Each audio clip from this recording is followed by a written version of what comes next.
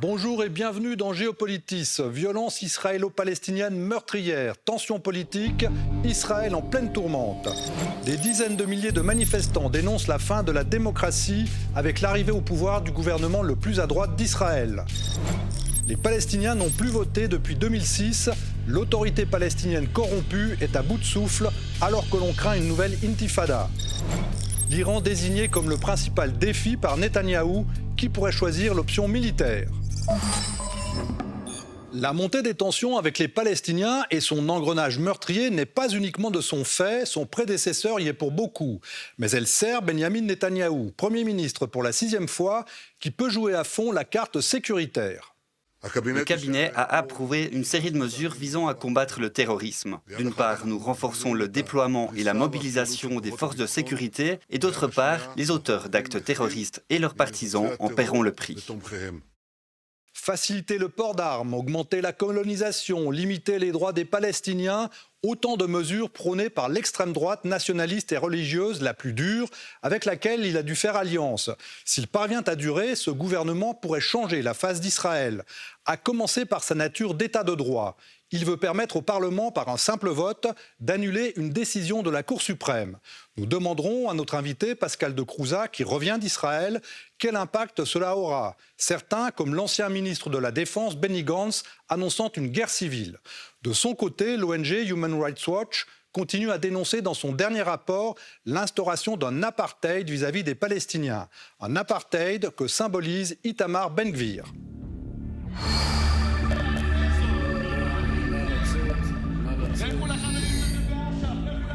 La marque de fabrique d'Itamar Ben-Gvir, protester, gesticuler, faire du bruit, un spectacle à lui tout seul. Suprémaciste juif revendiqué, condamné pour racisme et propagande terroriste, cet avocat fort en gueule symbolise le virage à l'extrême droite du gouvernement de Netanyahou, dont il est ministre de la Sécurité. Pistolet à la main devant le quartier arabe de Sheikh Jarrah à Jérusalem, demandant à la police qu'il dirige maintenant de tirer sur les lanceurs de pierres. Et plus grave, en provocateur assumé sur l'esplanade des mosquées, alors qu'il dénie l'existence des Palestiniens. Ces Palestiniens, enfin ceux qui se dénomment eux-mêmes Palestiniens parce qu'ils n'existent pas, il n'y a pas vraiment de peuple palestinien. Historiquement, nous avons toujours vécu ici. Le peuple palestinien est une appellation récente, date de quelques dizaines d'années. Il y a des Arabes qui peuvent vivre ici en paix et en sécurité, et je n'ai pas de problème avec eux. Sa liste sionisme religieux est arrivée 3e aux élections de novembre avec 14 sièges sur 120 à la Knesset. L'extrême droite et les partis ultra-religieux disposent de 32 sièges, autant que le Likoud de Netanyahou.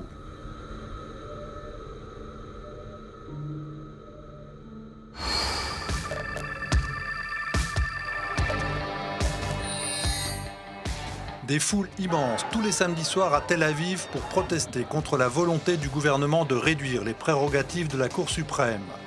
Le Parlement devrait avoir le dernier mot sur les lois qu'il vote et sur les décisions de la Cour, ce qui remet en cause l'équilibre des pouvoirs et le caractère démocratique d'Israël selon les opposants dont certains dénoncent le fascisme. Mes grands-parents sont venus en Israël pour y construire quelque chose d'extraordinaire. Nous l'avons fait et nous ne voulons pas le perdre. Nous ne voulons pas sentir que notre démocratie disparaît, que la Cour suprême sera détruite. Nous voulons que le gouvernement soit sous contrôle. La Cour suprême a remporté son premier bras de fer contre Netanyahou. Elle a refusé la nomination du numéro 2 du gouvernement, Aryeh Deri, condamné pour fraude fiscale. Un ministre qui avait fait passer à la va-vite une loi permettant à un ministre condamné de siéger. Netanyahou, lui-même sous le coup d'une inculpation pour corruption, a finalement dû céder et limoger son ministre.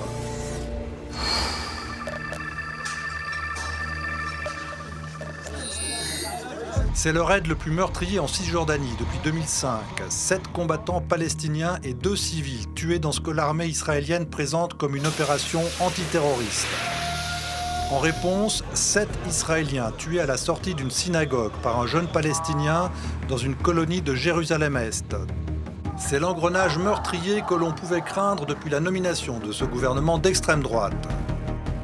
Nous ne reculerons pas, si Dieu le veut, devant la résistance, et la résistance se poursuivra jusqu'à la libération de la Palestine. Nous déciderons bientôt de mesures visant à renforcer les projets de colonisation en Judée et en Samarie afin de faire comprendre aux terroristes qui cherchent à nous déraciner de notre terre que nous sommes là pour rester. Selon l'ONG israélienne B'Tselem, 662 000 colons se sont installés dans les territoires occupés depuis 1967, y compris Jérusalem-Est, avec un objectif d'1 million d'ici 10 ans, selon le précédent gouvernement. Et plus de 50 000 habitations palestiniennes ont été détruites et continuent à l'être. Bonjour Pascal de Crouzat. Bonjour. Docteur en relations internationales, vous revenez d'Israël, dont vous êtes un spécialiste. Vous y allez souvent. Vous me disiez, là, cette fois, vous avez entendu des choses qui vous ont vraiment effaré. Oui, alors il y avait du côté de l'extrême droite, qui est dans la coalition de Benjamin Netanyahou, des propos dénonçant dans la gauche, dans l'opposition, des traîtres à Israël, l'usage d'un vocabulaire assez fort, traiter par exemple les juifs laïcs d'être des hellénisés, c'est-à-dire des occidentalisés. C'est un vocabulaire, une terminologie qui remonte à l'époque où la Palestine était sous l'emprise de l'empire d'Alexandre le Grand. Et puis, eux se définissent comme sicaires, c'est-à-dire ceux qui éliminaient les juifs au judaïsme tiède, trop occidentalisé. Du côté de l'opposition à Benjamin Netanyahou, du centre et du centre-gauche, certains appelaient à la désobéissance civile, à l'instar de Yair Golan, un ancien vice-chef d'état-major, qui disait qu'il fallait des grands mouvements de désobéissance civile pour éviter le démantèlement des institutions de l'État, qu'il fallait par exemple refuser de payer l'impôt si Benjamin Netanyahou procédait à une attaque en règle contre les institutions et la Cour suprême, et que priver l'État de l'impôt quand ça vient de l'opposition à Netanyahou, c'est 80% du produit national brut. D'autres allaient même jusqu'à appeler à une sécession de la libérale Tel Aviv. On aurait alors 2 États juifs en Palestine, comme à l'époque du Premier Temple, à l'époque biblique. Et enfin, j'ai entendu de la part d'un héros de la guerre du Kippour qui tenait un des fortins de la ligne Bar-Lev face à l'assaut égyptien en 1973, qui disait « mais si on n'arrive pas à arrêter le démantèlement des institutions démocratiques, il faudra qu'on prenne les armes ». Donc c'est la guerre civile que craint par exemple Benny Gantz. Oui, mais je pense qu'il reste quand même une marge, pour l'instant encore, c'est des propos qui s'échauffent, très typiques du débat politique sur place, mais je pense qu'il y a encore une certaine marge de sécurité. Oui, alors on entend aussi des mots, apartheid, ça on connaît depuis un certain temps, mais maintenant on voit vraiment certains dénoncer le fascisme, des fascistes au pouvoir en Israël. C'est quand même incroyable, en Israël, associer l'Israël au fascisme. Oui, on est loin de l'Israël des pères fondateurs, de David Ben-Gurion, de Golda Meir. Et il n'y a même pas besoin de remonter 70 ans ou 50 ans en arrière, à cette époque-là d'Israël.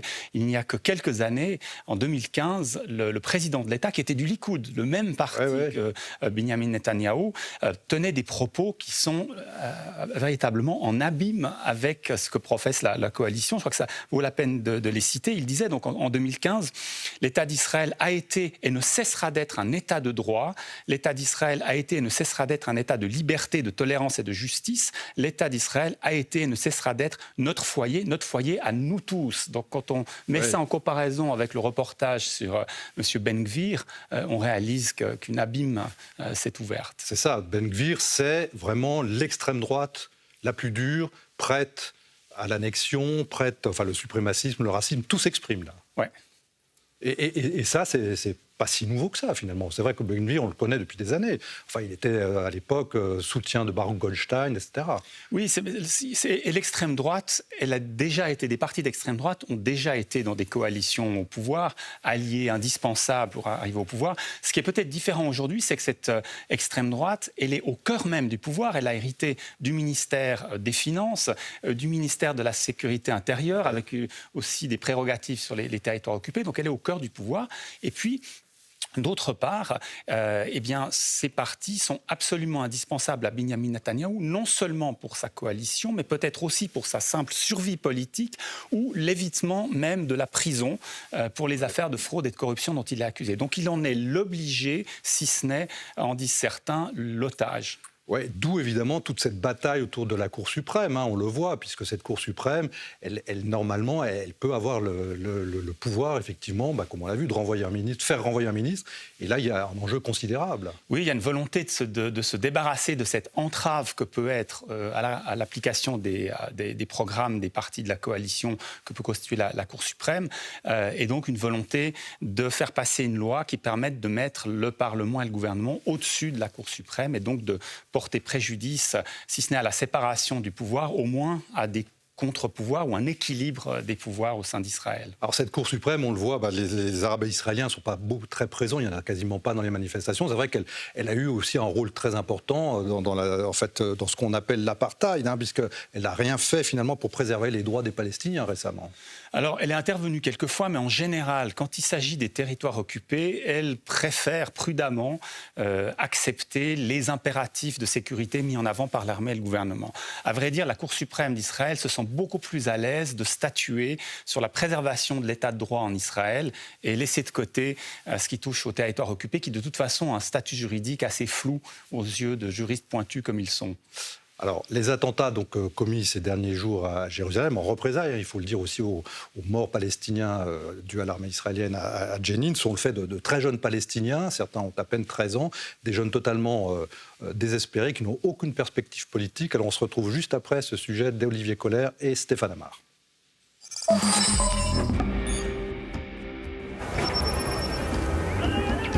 Comme si le cauchemar de l'intifada des années 2000 recommençait. Israël n'avait pas connu une telle flambée de violence depuis 10 ans. Les récents attentats commis à Jérusalem-Est relancent le cycle de la violence au Proche-Orient et révèlent le malaise profond d'une génération de jeunes Palestiniens qui se sentent trahis et sacrifiés. La jeunesse palestinienne se trouve désemparée puisqu'elle ne peut pas s'exprimer librement et voter lors d'élections démocratiques. Elle reste malgré tout très attachée à la cause palestinienne. On l'a vu notamment lors du dernier mondial de football avec cette équipe du Maroc qui a été plébiscitée dans la jeunesse des territoires palestiniens pour son soutien à la cause palestinienne. Une partie de cette jeunesse est tentée par la radicalisation, souvent par le biais des réseaux sociaux sur lesquels sont très présents les mouvements islamistes du Hamas et du djihad islamique. Et on l'a vu très récemment lors de la récente vague d'attentats à Jérusalem. Les auteurs d'attentats sont de plus en plus jeunes. Une jeunesse désespérée, radicalisée, comme en témoigne cette attaque survenue le 28 janvier dernier, où un Palestinien de 13 ans tire à bout portant sur des fidèles juifs. L'un d'eux réplique avec une arme et neutralise le jeune Palestinien. Ses amis du quartier, tout juste âgés de 13 ans, en font déjà un martyr. Pour les Juifs, celui qui a tiré sur mon ami est un héros. Mais dans mon esprit, c'est le contraire. C'est mon ami le héros. Et s'il meurt, il deviendra un martyr. Nous nous vengeons pour la mort des innocents, pour tous ces martyrs qui sont tués tous les jours. Pour cette population palestinienne extrêmement jeune, l'autorité palestinienne, reconnue et soutenue par la communauté internationale, n'incarne plus grand-chose. L'autorité palestinienne ne jouit plus de la légitimité démocratique depuis bien longtemps, puisque les dernières élections libres remontent à 2006. Le Hamas l'avait alors largement emporté dans des élections parfaitement transparentes, mais la communauté internationale ainsi qu'Israël n'avaient pas reconnu la victoire du Hamas. S'en est suivi une guerre civile entre d'un côté le Hamas et l'autorité palestinienne, guerre civile au terme de laquelle le Hamas s'est emparé de la bande de Gaza et l'autorité palestinienne de Mahmoud Abbas de la seule Cisjordanie. Cette situation prévaut depuis lors. Mahmoud Abbas se refuse sous divers prétextes à organiser de nouvelles élections. Selon la plupart des analystes, la raison en est simple. Si de nouvelles élections avaient lieu, sans doute le Hamas l'emporterait largement. Bon, alors on le voit bien, à Jenin, la résistance est incarnée par le djihad islamique qui, lui, n'aspire absolument pas au pouvoir. Il y a de nouveaux mouvements qui éclosent, comme la Fosse au Lion, qui ne croient qu'en la résistance armée. Finalement, quel avenir pour l'autorité palestinienne ? Elle essaye de se survivre à elle-même, de survivre au naufrage de son projet politique, qui était d'établir un État palestinien dans lequel les Palestiniens vivraient libres sur leur terre, débarrassés de l'occupation. Donc c'est un programme qui est largement échoué. Et puis Mahmoud Abbas, son chef, 87 ans, essaye de survivre à son échec personnel. C'était lui qui avait pris fermement position pendant la deuxième intifada pour l'arrêter en faveur d'une résistance passive et de la non-violence et des négociations avec Israël pour arriver au but espéré de vivre libre sur leur terre. Donc là, pour lui aussi, c'est un échec. Donc, en fait, elle gère le quotidien, y compris avec une collaboration sécuritaire avec Israël et les États-Unis pour éviter une flambée de violence. Donc, c'est un peu l'horizon de cette autorité à l'heure actuelle. Alors, justement, en l'absence d'élections, ça fait depuis 2006, c'est peut-être pas demain la veille qu'il y en aura. L'alternative, c'est quoi? C'est l'intifada pour ces jeunes? Alors bon, une intifada, à vrai dire, une intifada larvée, latente, existe maintenant depuis des années face à l'absence d'horizon politique pour ces jeunes Palestiniens. Je pense qu'on a eu déjà plusieurs départs d'intifada, comme on a des départs de feu, mais les Israéliens ont beaucoup appris des précédentes intifadas et donc agi très rapidement, durement, pour casser le mouvement avant qu'il prenne trop d'ampleur et qu'il devienne incontrôlable. C'est ce qui s'était passé en 87, ou avec la révolte des pierres, ou en 2000, après la visite des mosquées. Sharon, exactement. Donc évidemment, le précédent, quand on voit que Ben Gvir fait la même chose, on a eu quelques craintes. Bon, évidemment, vous parliez aussi de la communauté internationale. Les Américains, Anthony Blinken était sur place. Qu'est-ce qu'ils peuvent faire, les Américains? Les Américains, je crois que surtout ce qu'ils veulent, c'est éviter qu'on ait une nouvelle crise internationale qui viendrait alourdir la tâche déjà complexe de l'administration, qui doit faire face à des points chauds, brûlants et aux enjeux beaucoup plus délétère pour les États-Unis et derrière eux le monde libre. Donc il se passerait évidemment de violences sur place. Ils sont un peu embarrassés évidemment par rapport à l'évolution que prend la coalition. Ils auraient préféré que Benjamin Netanyahou s'allie avec le centre. Et Anthony Blinken a donné une petite leçon de démocratie en Israël en rappelant avant-hier en visite à Jérusalem que l'alliance inébranlable entre les États-Unis et Israël repose certes sur des intérêts communs, mais aussi sur des valeurs communes. Et là, il s'est lancé dans une énumération des valeurs qui étaient chères aux États-Unis, donc en démocratie, respect des droits de l'homme, respect des droits humains, respect et traitement égal des minorités. Une longue liste qui, en fait, va complètement à l'encontre du programme suprématiste, par exemple, des partis d'extrême droite dans la coalition. Et les pays arabes, on a l'impression aussi que c'est l'indifférence totale vis-à-vis du sort des Palestiniens. Oui, il y a une nouvelle génération de dirigeants arabes, en particulier dans les monarchies d'Arabie et du Golfe, qui ne font même plus semblant d'afficher une solidarité de surface avec les Palestiniens. La rue arabe, par contre, reste plus attachée. On l'a vu pendant le mondial, justement, où des drapeaux palestiniens fleurissaient ici et là. Et on a eu récemment, au mois de janvier, le plus grand rassemblement de délégations arabes et israéliennes sous l'égide des États-Unis à Abu Dhabi depuis la conférence de Madrid en 1991. Donc la normalisation va plus ou moins bon train, mais il est sûr que des mesures extrémistes de la part de la coalition, des partis radicaux de la coalition, comme une annexion de territoire palestinien, une remise en question du statut du mont du Temple, esplanade des mosquées, ou enfin un écrasement violent d'une intifada populaire freinerait le mouvement de normalisation. Alors, dernière question, pour amorcer peut-être le sujet suivant. L'objectif numéro 1, il l'a dit, de Benjamin Netanyahou, c'est vraiment de contrecarrer l'Iran. Oui, ça a été son cheval de bataille depuis longtemps. Il l'a des fois envoyé dans de drôles de directions, comme par exemple quand il a réussi à persuader Donald Trump de jeter au rencard l'accord sur le nucléaire iranien, qui aurait pu brider le programme nucléaire. Aujourd'hui, on voit que les Iraniens ont fait d'énormes progrès vers l'arme nucléaire. Et je crois que c'est préoccupant, toujours pour lui, bien sûr, mais également pour la communauté internationale. On sait que le régime iranien n'hésite pas à mentir éhontément, comme par exemple quand il dit qu'il n'envoie pas de drones en soutien à la Russie en Ukraine, alors que ceux-ci sont parfaitement identifiés. Donc il ment aussi certainement sur son programme nucléaire. Il doit se rendre compte aussi qu'un régime disposant de l'arme nucléaire est impunissable. J'en parle par exemple à la Corée du Nord. Et que si l'Ukraine avait eu l'arme nucléaire, jamais elle n'aurait été attaquée. Donc la tentation de sanctuariser l'Iran par l'arme nucléaire est plus forte que jamais. Et de l'autre côté, les craintes des Occidentaux et d'Israël, qui se retrouvent sur le même point, sont grandissantes. Donc ça pourrait être une des crises des années à venir ou des mois à venir. Eh bien, merci Pascal de Crouzat, c'était un plaisir de vous retrouver à nouveau sur le plateau de Géopolitis. Et on va justement évoquer ces deux objectifs de Benyamin Netanyahou sur l'Iran et sur les accords d'Abraham avec d'autres pays arabes avec Olivier Kohler.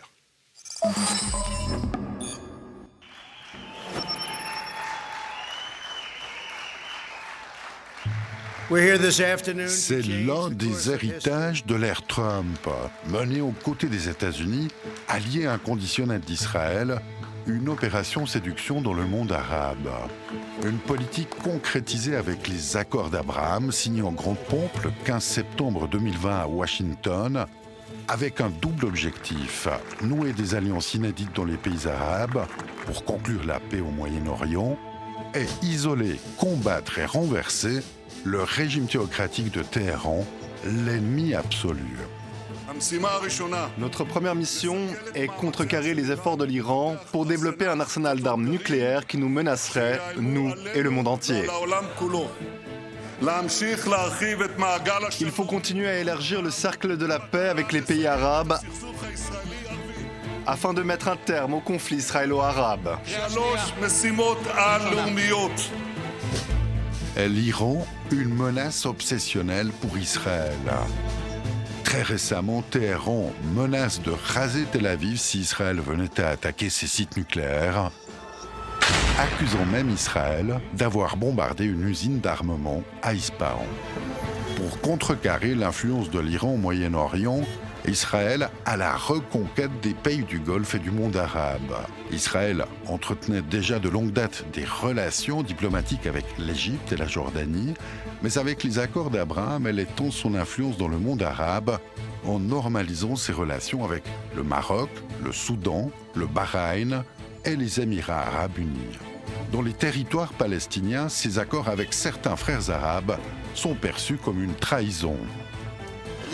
Aujourd'hui, ces pays normalisent leurs liens avec l'occupant. Ça veut dire qu'ils vont les soutenir et les aider financièrement. Déjà, on voit le drapeau des Émirats sur la devanture de magasins en Israël. Et bientôt, on verra nos frères d'Abu Dhabi sur les plages de Tel Aviv. Des liaisons aériennes sont rétablies avec ces pays, des accords commerciaux et sécuritaires sont engagés. Cette rupture géopolitique brise une forme de consensus parmi les pays arabes, hostile à engager des relations avec Israël, considéré comme un ennemi historique. Un rapprochement encore inimaginable il y a quelques années encore, et qu'Israël aimerait intensifier avec d'autres pays du monde arabe.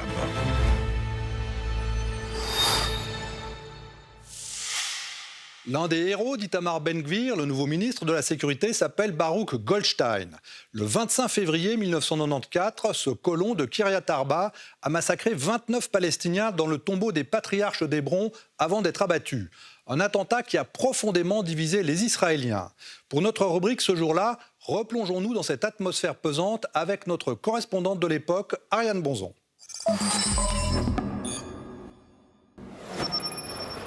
Rendez-vous ce matin à la morgue. Le cortège va démarrer. Pour ces quelques 300 personnes, le meurtrier de vendredi est un héros.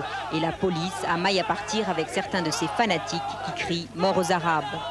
Ce qu'a fait Goldstein, beaucoup de gens y pensaient, même s'ils ne le disent pas tout haut. Chaque fois que des Arabes font quelque chose, on se le dit. Et dans les rues de Jérusalem, on a parfois du mal à condamner le massacre. Oui, il faudrait les désarmer pour ne pas arriver à des actes de désespoir. Et c'est tout. Ce matin, le gouvernement israélien faisait pourtant arrêter 2 militants du CAR. Dans une certaine discrétion, les Israéliens ne sont pas habitués à ces images, même s'ils rejettent ces extrémistes.